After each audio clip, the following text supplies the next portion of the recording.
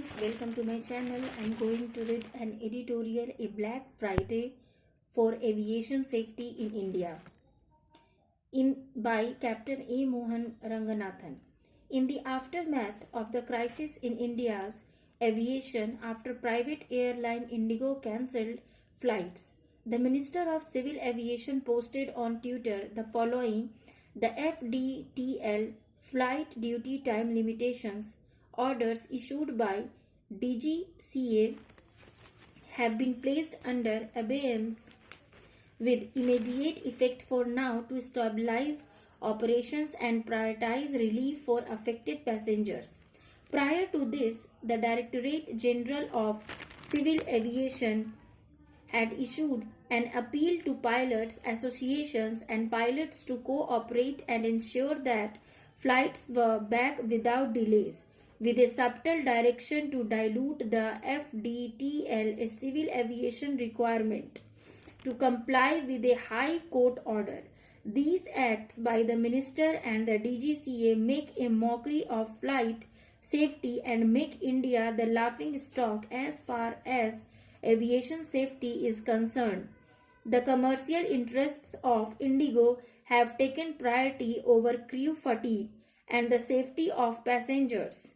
Cars have been modified to suit commercial aviation's requirements. Safety be damned.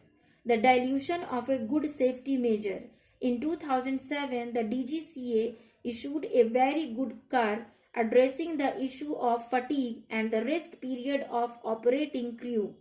But airline owners complained to the minister, who issued orders to the DGCA to keep the car in abeyance. In an order dated May 29, 2008, the DGCA wrote, the competent authority in the Ministry of Civil Aviation has decided to keep Car Section 7, Flight Crew Standards, Series J, Part 3 dated 27 July 2007 in abeyance.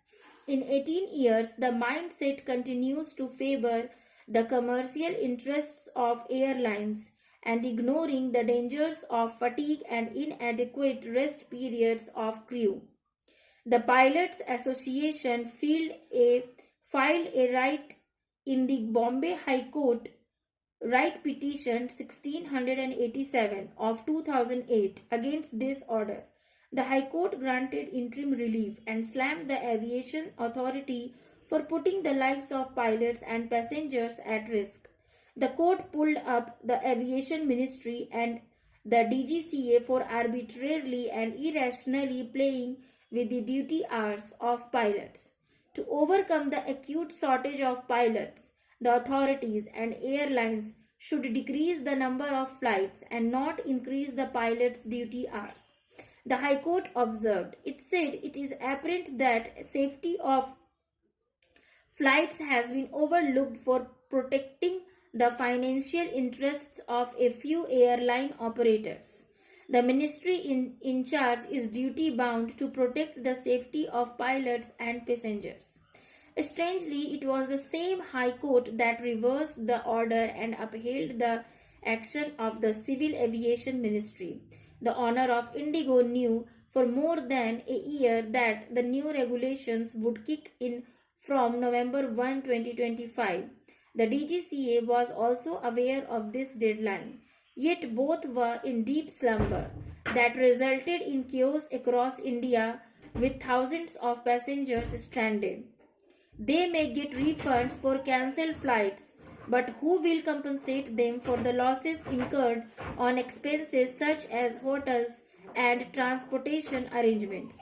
The malaise can be directly connected with the DGCA's Car Series C, Part 2nd, Section 3 Air Transported dated April 19, 2022.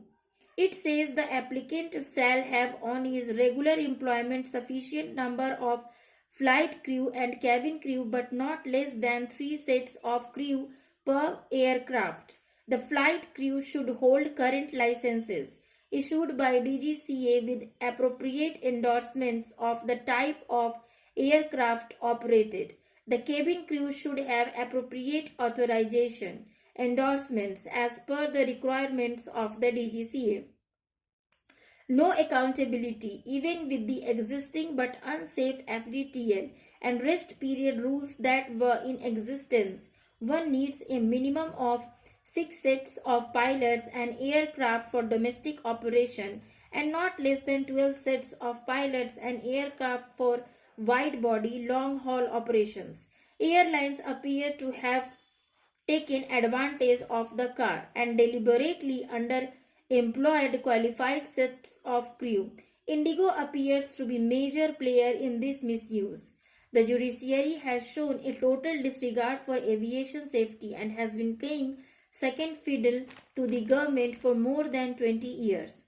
In 2006, the International Civil Aviation Organization had identified in its audit report the need for India to have an independent civil aviation authority and not a puppet regime under the control of the government.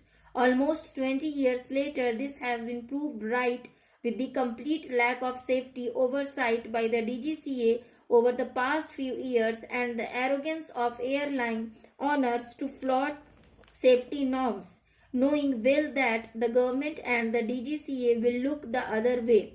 On December 5, 2025, there was graphic proof of this. As referred to earlier, the DGCA issued an appeal for full cooperation of all pilot bodies, associations and pilots across India. A few hours later, the Aviation Ministry issues an order keeping in abeyance the car on FDTL and rest period mandated by the High Court. Even third world countries would not dilute safety norms to this extent. The order even mentions February 10, 2026 as the outer limit. Indigo has not complied with even one clause of the earlier car enforced by the High Court for more than a year. One has to be naive to believe that the airline will follow the rules in 2 months. We can expect further extensions and a compromise as far as safety is concerned. No lessons learned. There have been 3 major aircraft accidents in India since 2010: Mangaluru, Kozhikode and Ahmedabad. The findings of the Air India AI 171 crash in Ahmedabad are being delayed by the ministry for reasons it knows best. The CEO of Indigo says that operations should become normal in 10 to 15 days. Meanwhile, safety is plummeting to its nadir. The saying on a wing and prayer will be the dominant factor in the Indian skies. The ministers, the DGCA and the airline owners will repeat ad nauseum that safety is paramount. But the actions on December 5, 2025 prove that aviation safety is still a myth in India. Thank you for listening.